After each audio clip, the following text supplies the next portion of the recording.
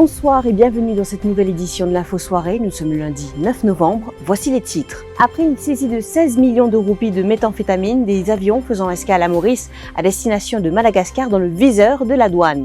Des parents d'élèves s'insurgent contre une décision de transfert d'un enseignant à l'approche des examens du PESAC. Rallye du 2 novembre dernier, des armes en plastique utilisées, selon les participants, des témoins oculaires recherchés. Culture zoom sur une anthologie des écrits sur Maurice. Les officiers de la Customs Anti-Narcotics Section s'intéressent aux avions qui font escale à Maurice avant de se diriger vers Madagascar. Et pour cause, cette section de la MRA a réussi à saisir 16 millions de roupies de méthamphétamine à l'aéroport de Plaisance en 2 occasions. C'est en septembre et en octobre dernier qu'environ 700 grammes et 300 grammes respectivement ont été découverts dans des colis qui étaient destinés à la Grande Île. Ravish Personneau. En septembre, la CANS avait déjà des informations qu'un avion en transit contenait de la drogue. Les soupçons se sont dirigés vers un appareil arrivé du Kenya à destination de Madagascar. Une fois à Maurice, les douaniers ont effectué une fouille dans l'appareil et dans un colis, 770 grammes de méthamphétamine d'une valeur de 11 millions de roupies ont été découverts. Un mois plus tard, soit le 26 octobre dernier, un autre avion a fait escale à Maurice, mais cette fois, il est arrivé en provenance d'Afrique du Sud. La douane a vérifié tous les colis avec l'aide des chiens renifleurs. Les officiers sont ensuite tombés sur 2 paquets de méthamphétamine qui se trouvaient dans un appareil électroménager. Encore une fois, l'avion en question devait se rendre à Madagascar. La CANS est rentrée en contact avec les autorités malgaches. Des exercices de control delivery seront effectués sur ces 2 cas par la douane malgache. Désormais, les avions en escale à Maurice seront dans le viseur des autorités. Les enquêteurs de la police peinent à trouver des témoins oculaires par rapport au rallye qui a fait polémique lundi dernier. Des armes en plastique auraient été utilisées. C'est ce qu'avancent des participants qui ont été entendus par la police. Un défilé de plusieurs véhicules avait été organisé pour commémorer l'arrivée des travailleurs engagés. Et dans certaines vidéos ayant circulé sur les réseaux sociaux, l'on pouvait apercevoir des armes tranchantes. À ce jour, 6 suspects ont été entendus par la police chez Adjadou. Jusqu'ici, aucun témoin ne s'est manifesté à la police pour témoigner de cet événement. Les seules preuves que disposent les enquêteurs, des vidéos circulées sur les réseaux sociaux. Plusieurs plaques d'immatriculation des véhicules ayant participé à ce rallye ont été relevées et les propriétaires ont été entendus. 4 au total et 3 participants. La majorité ont confirmé leur présence et ont affirmé qu'ils portaient des armes en plastique. Une version prise avec des pincettes par les limiers. Pour l'heure, ils n'ont pas été interpellés et ont été autorisés à partir. Au moins 7 autres suspects devront répondre aux enquêteurs dans les jours à venir. Certaines images CCTV dans des régions qu'ils ont traversées ont déjà été visionnées par la police. Le président de la Mauritius Football Association, Samir Soba, interrogé par le CCID aujourd'hui. Il a été convoqué ce matin pour fournir des explications après le recrutement de 4 malgaches par le cercle de Joachim pour la saison 2019-2020 et cela sans avoir respecté les procédures de transfert. En 2019, la FIFA avait même infligé une amende de 400 000 roupies au club pour non-respect des procédures lors du transfert de joueurs étrangers. Les enquêteurs du CCID veulent maintenant savoir comment ces joueurs ont pu débarquer sur le territoire mauricien. D'autres dirigeants de cette équipe seront convoqués au Kazan central dans les jours à venir. Le Children's Courts Bill sera bientôt une réalité, annonce de la ministre de l'Égalité des genres cet après-midi. Cela après que le Conseil des ministres a approuvé son introduction au Parlement. Kalpana Kunjusha était face à la presse à Port-Louis aujourd'hui. 2 autres lois seront également introduites, le Child Sex Offender Register Bill, mais également le Children's Bill qui aura pour objectif de faire respecter les droits des enfants. L'âge légal du mariage devrait être fixé à 18 ans dans ce projet de loi, alors que l'âge de la responsabilité criminelle devrait passer à 14 ans. Conseil des ministres approuve l'introduction de 3 projets de loi qui peuvent venir au Parlement bientôt. Nous prenons un projet de loi qui peut mettre en place tout d'abord un lacou dédié, spécialisé pour les enfants. Ça peut venir comme le Children's Courts Bill. Nous pouvons aussi présenter un projet de loi pour mettre en place un registre pour capturer un détail de prédateurs sexuels et ça s'appelle le Child Sex Offenders Register Bill. Et bien sûr, finalement, le tant attendu Children's Bill peut venir au Parlement. Et bien sûr, avec ce nouveau projet de loi-là, nous permet une grande réforme au niveau du ministère en ce qui concerne tout un service qui nous offert aux enfants de la République. Moi, j'ai aussi qu'on a fait ressortir qui définition un enfant dans le Children's Bill, c'est toute personne qui a moins de 18 ans. Et la loi est bien claire là.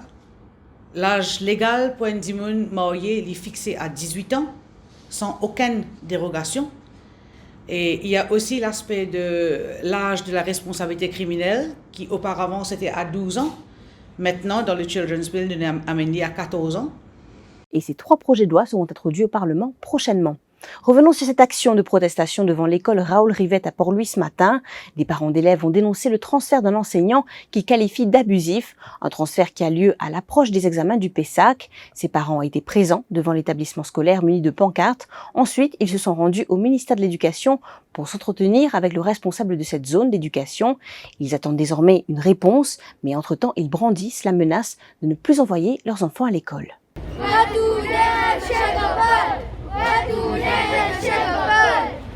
Mes enfants dans la classe M. Gopel, on a fait un transfert et transfert li. Des pas qui paient ça pour qu'on pose là.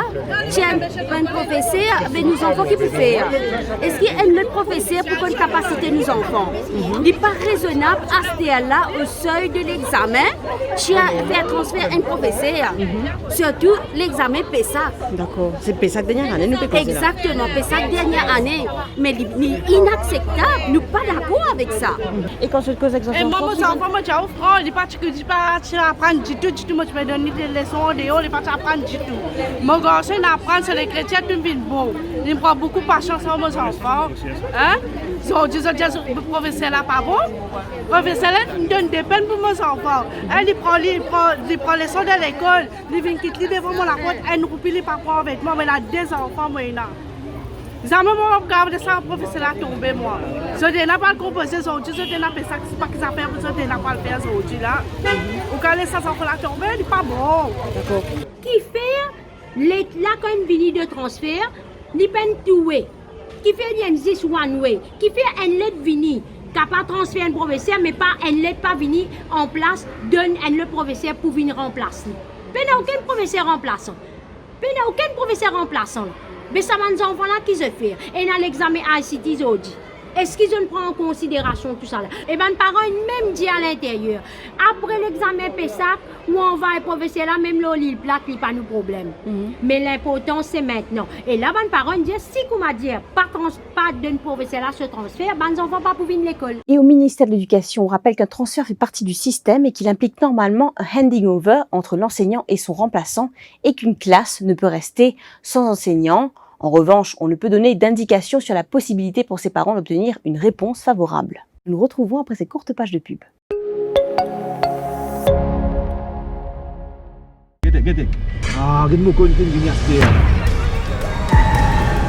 Wow! Fel!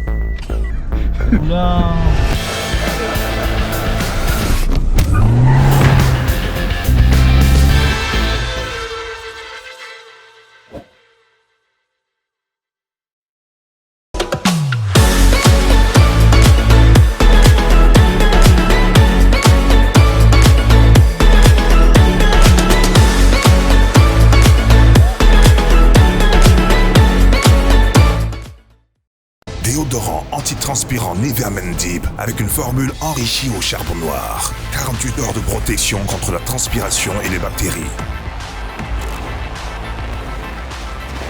Pour une profonde sensation de propreté qui dure. Nouveau déodorant antitranspirant Nivea Men Deep. Nivea Men, ça commence avec vous. Carbone, c'est la particule solide qui produit à la haut piston. Bouche moteur, catalyseur et échappement.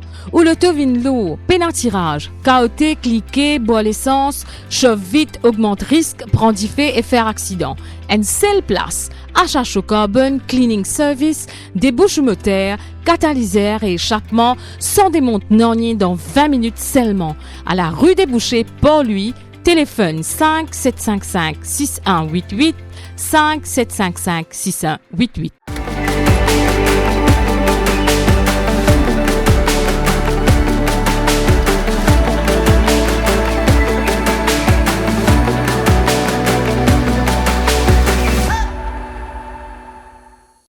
They say some are born into greatness, and yet those who've achieved it know that it takes a team to create a champion. A crew with the belief that no one will get there unless everyone does. Every cog needs to turn to move the wheel that drives us forward. What you put in is what you get out.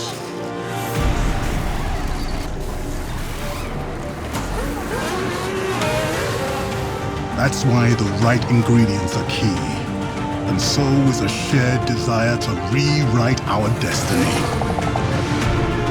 Because talent might win the race, but it's teamwork that takes the championship.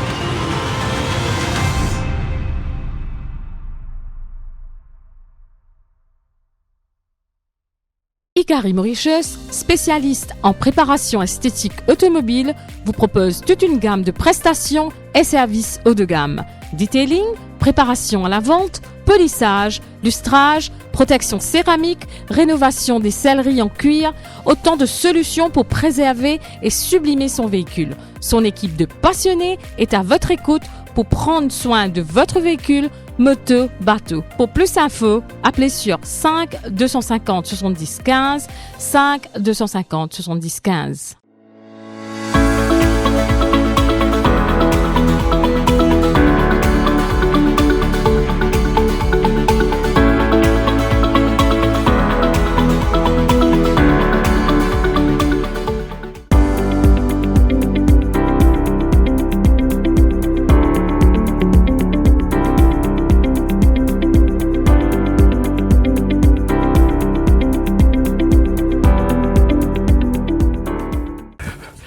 Bon, monsieur, madame, je vois qu'on y a partir l'année prochaine, il y a un nouveau règlement de sac plastique, un produit usage unique.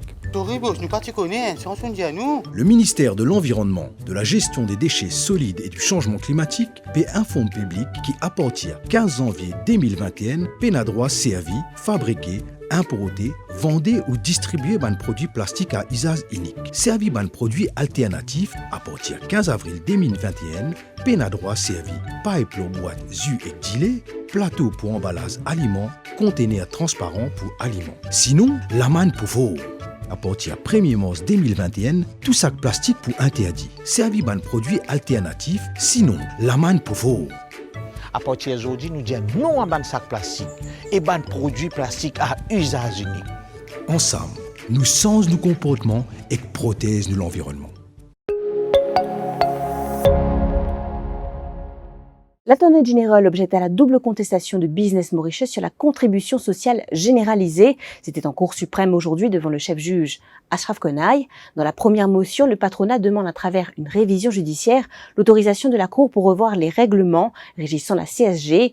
Maître Yvan Jean-Louis, signé au State Council auprès du bureau de l'Attorney General, a objecté à cette motion. L'affaire sera appelée le 23 novembre prochain et la deuxième motion, qui est une demande pour geler les règlements régissant la CSG, sera appelée ce vendredi. Qu'à cette année, Ruth Rajessar.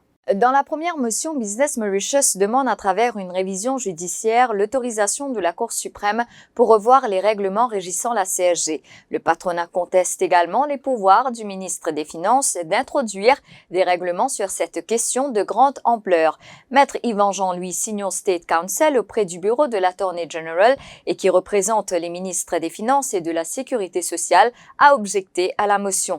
L'affaire sera appelée le 23 novembre prochain, alors que la deuxième motion, qui est une demande pour geler les règlements régissant la CSG, sera appelée le 13 novembre. Elle est dirigée contre le directeur général de la MRA. Maître Yvan Jean-Louis a également objecté à cette motion. Les hommes de loi de Business Mauritius demandent également un stay of execution pour suspendre la mise en application de la CSG en attendant que la Cour se prononce sur la demande de révision judiciaire et celle de la plainte constitutionnelle qu'elle a logée jeudi dernier. La Fédération patronale était représentée par le Senior Counsel Maxime Sauzier. Et Radio Plus poursuit sa série de reportages consacrés aux élections villageoises. Kavina Ramparsad nous emmène dans le district de Flac ce soir, où plus de 100 000 électeurs sont appelés aux urnes le 22 novembre prochain. 23 villages sont concernés. Quelles sont les attentes et appréhensions des habitants et les projets concrétisés? Ce reportage avec les commentaires de Ruth Rajessar, un reportage à visionner également sur le site web du defimedia.info.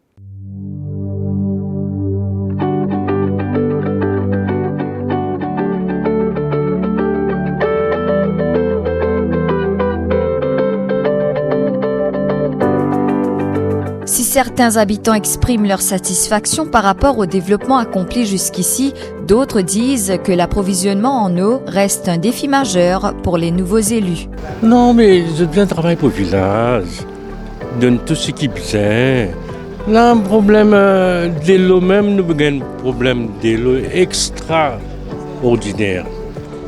Après, ma pression. Enfin, tout ce que nous avons besoin, nous avons gagné, nous avons nous ban président, nous avons gagné quelque chose aux autres. En aide, ça même tout. Après ça, pour cette élection, nous ne connaissons pas. Aujourd'hui, en 2020, quand nous passons, tout le monde a un problème de l'eau. Nous sommes contents qu'on m'a dit régler ce problème, ça va nous là. Parce qu'ils ont enfants à l'école, les enfants ont toujours besoin, madame, besoin, oui, besoin de l'eau, c'est source de la vie, ça. Nous faisons un développement dans nos endroits. Et surtout le côté shelter, côté côte bistop, Mounies même alcoolise, grand matin, lever parfois la pluie, peine à cachette. Toutefois, le président sortant du conseil de district de Flac, Satya Prakash Bansi, dresse un bilan positif. Le NDU, le MPI et le District Council, on fait beaucoup de drains qui à nos niveaux. Il y a beaucoup de drains dans le chantier de construction. Nous avons mis la lumière la pleine football. Donc, tout village qui vous passez dans la lumière et que nous pourrions continuer puis faire un tuyautage de l'eau dans tout l'endroit, tout à tout. Mon priorité, c'est donner priorité à ce projet-là parce que de l'eau, c'est une affaire nécessité de la vie tous les jours. En revanche, son adversaire Avinash Ramkelawan affirme qu'il compte respecter ses engagements s'il est élu. Qui est en place, qui parfois promet les ciels, la terre, pour faire ça, pour avoir une piscine, pour avoir un seul, puis nous faisons des affaires réalisables. Pour cette élection-là, c'est-à-dire nous pouvons venir avec un manifeste bien simple, mais qui nous est capable de réaliser. Nous pouvons mettre l'emphase sur une affaire qui s'appelle jeune. Donc jeunes de nos jours, nous pouvons trouver des déviés. Nous pouvons dévier dans une zone affectée par un fléau, nous pouvons dévier dans une activité qui n'est pas correcte. Donc nous pouvons travailler un système que nous sommes capables un petit peu regrouper les jeunes à travers une activité qui nous peut faire. Un tournoi, un football, un petit club football qui nous peut organiser, nous avons un train personnel. Les candidats des différents groupes ou alliances ont des projets plein la tête. Dans le district de Flac, ce sont 100 000 électeurs qui seront appelés aux urnes le 22 novembre. Place à la culture et la littérature maintenant. Voici un ouvrage qui intéressera tous les lecteurs, enfants comme adultes. L'anthologie Écrit sur Maurice a été lancée jeudi dernier. Ce livre de près de 600 pages retrace plus de 3 siècles de littérature sur Maurice. 105 écrivains, qu'ils soient mauriciens ou étrangers, ont consacré leurs écrits à notre île. Une anthologie que l'on doit à Barlène Piamoutou ainsi qu'à 6 autres de ses enquêteurs comme il les appelle.